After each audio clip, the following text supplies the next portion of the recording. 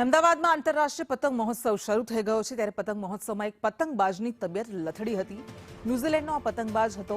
ગરમીને કારણે પતંગબાજની તબિયત લથડી હતી, જેને તાત્કાલિક હોસ્પિટલ ખસેડવામાં આવ્યો હતો। અમદાવાદના આંતરરાષ્ટ્રીય પતંગ મહોત્સવમાં વિદેશી પતંગબાજો પણ અહીંયા આવતા હોય છે અને ન્યૂઝીલેન્ડના એક પતંગબાજની તબિયત હવામાનને કારણે ગરમીને કારણે લથડી હતી। તાત્કાલિક તેને એમ્બ્યુલન્સથી હોસ્પિટલમાં ખસેડવામાં આવ્યા। ગરમીને કારણે પતંગબાજની તબિયત લથડી હતી।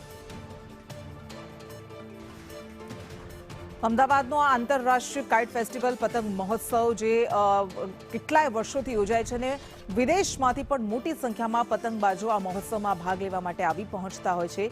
ત્યારે ન્યૂઝીલેન્ડનો એક પતંગબાજ કે જે પતંગ મહોત્સવમાં પતંગ ચગાવવા માટે આવ્યો હતો, પરંતુ હવામાનને કારણે હવામાન અનુકૂળ ન રહેતા તેની તબિયત લથડી હતી। ગરમીને કારણે પતંગબાજની તબિયત લથડતા તાત્કાલિક એમ્બ્યુલન્સ બોલાવવામાં આવી અને તેને સારવાર અર્થે નજીકની હોસ્પિટલ ખસેડવામાં આવ્યો હતો। વધુ વિગત સાથે સંવાદદાતા કશ્યપ જોશી જોડાયા છે। શું વધુ વિગત?